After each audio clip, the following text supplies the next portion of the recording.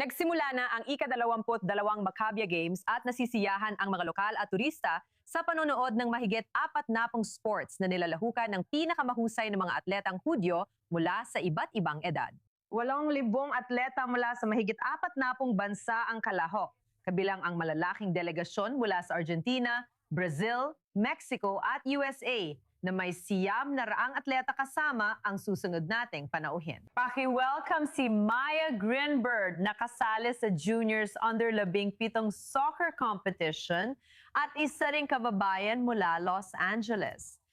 Maligayang pagdating at salamat sa pagpunta dito at congratulations. Salamat. Salamat sa pag-imbita sa akin. Gusto kong malaman ang karanasan mo. Lalo na't interesting ang background mo. 17 ka na seryoso at intense sa soccer bilang striker. Mula club team, high school. Ganito na ba talaga ang buhay mo mula pangkabata? Alam mo may potensyal kang malayo ang mararating? Oo, simula 5 taong gulang ako, nilalaro ko ng sport na to dahil sa tatay ko. Sinubukan ko ibang sports, pero laging balik ako sa soccer. Ito talaga ang passion ko. Talagang nagsikap ako para umabot sa pinaka-kompetitibong level at gustong-gusto ko ang mga karanasan ko ngayon. Alam mo, di ko rin alam sa ibang estado, pero kahit di pinakasikat ang soccer sa US, pinakasikat ito sa mga babae. Katulad ng napakagandang mga organisadong programa sa soccer para sa mga babae. Ikaw ba? A. May talento at gustong dalhin ito sa ganitong antas? O likas na ba talaga ito sa'yo at ang sabi lang ng sabi ng mga coach mo, sige lang, sige lang? Sa tingin ko, kinailangan kong harapin ang maraming pagsubok para makarating ako sa kinalalagyan ko ngayon. At sa palagay ko, kailangan kong harapin yon para makarating sa napaka-kompetitibong antas. Oo, kailangan talaga ng determinasyon at passion sa pamlalaro ng sport dahil marami ring babae ang gustong sumali dito. Nakikipagkompetensya ka sa maraming tao mula sa iba't ibang bansa at pinagmulan. Kaya kailangan mo ng natataming passion para umabot sa pinaka-kompetitibong antas. Mayon na nandito na tayo, sobrang nakaka-excite. Nasa opening ceremony ako, kasama kayong lahat.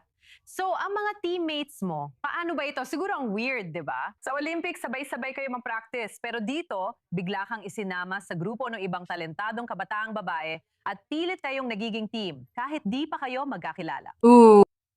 Kahit 1 linggo pa lang kaming magkakilala, agad kaming nag-click at nagkaroon ng chemistry sa loob at labas ng field. Mahalaga sa amin na konektado kami kahit wala sa field, kaya mas madali ang laro. At sa tingin ko, habang tumatagal ang mga laro, natutunan namin kung paano magkaroon ng pinakamahusay na teamwork at kung paano masisigurong lahat kami ay kasali sa lahat ng bagay at siguradong walang naiiwan. Para sa amin, ito ang pinakamahusay na karanasan. Oo, habang buhay na tayong magkaibigan. Walang duda, sige, ikwento mo naman kung kumusta ang takbo.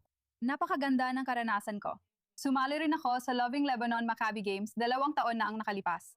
Pero dahil dito sa Israel, ginawa ngayon 10 beses itong mas maganda. Nakikikilala ko ang maraming tao mula sa iba't ibang pinagmulan. Masaya at kompetitibo ang mga laro at lahat nag-cheer. Napakagandang karanasan, makilala ang mga tao mula sa iba't ibang bansa at magkaroon ng koneksyon sa mga babae sa koponan. Oo, maraming bagay ang pwedeng mabilis magbago, lalo na sa torneo at iba pa. Pero sa pangkalahatan, masaya ka ba sa laro mo? Nakapuntos ka na ba ng goal? Oo, nakapag-assist na ako. Malapit na rin ako mag-goal at umaasa ako makakapuntos na sa susunod na laro. Magandang teamwork namin kaya naniniwala ako makakamit ko rin yan agad. Maganda rin ang laro namin ngayon. At sana mapanatili namin ang ganitong antas ng galing at mataas na moral para sana makarating kami sa finals. Alam ko bago ito, yung juniors na pinapayagan ng sumali ang mas batang mga kalahok. Paliwanag mo naman kung gaano ka-promising ang ganito na may iba-ibang edad, Masters Open at higit 55 taong gulang.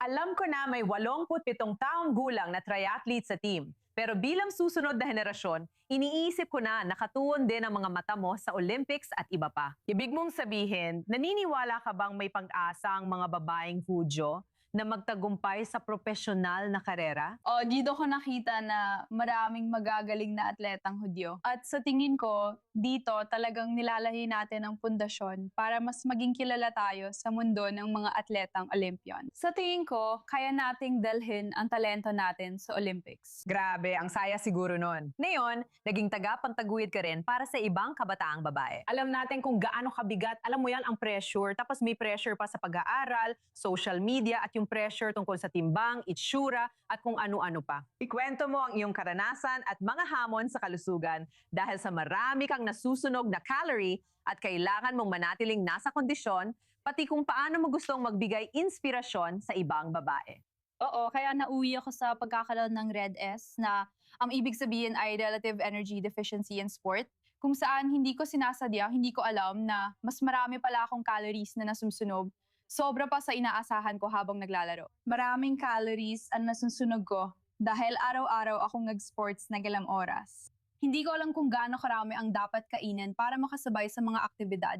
Kaya bumaba ang heart rate ko sa 30 dash, hindi ko pa alam ito noon. Isang beses lang ako nagpa-doktor, di ko alam may sintomas na pala ako. Dahil doon, agad nila akong dinala sa ospital at naka-bedrest ako ng 2 linggo. Hindi ko rin alam na sobrang pumayat na ako at naapektuhan ng performance ko. Dahil sa matagal kong bed rest, sobrang nakakapagod sa katawan at isip. 6 na buwan din akong di nakapaglaro ng sports. Wow, kaya nung nakita ko ang nangyari sa akin, ayokong mangyari yon sa ibang babae. Kaya Ano ang payo mo? Hindi lahat magkakasakit. Pero minsan, nakakalimutan mo ang sarili mong kalusugan kapag abala ka. Nag-aalala ka pa sa usapin ng timbang bilang atleta.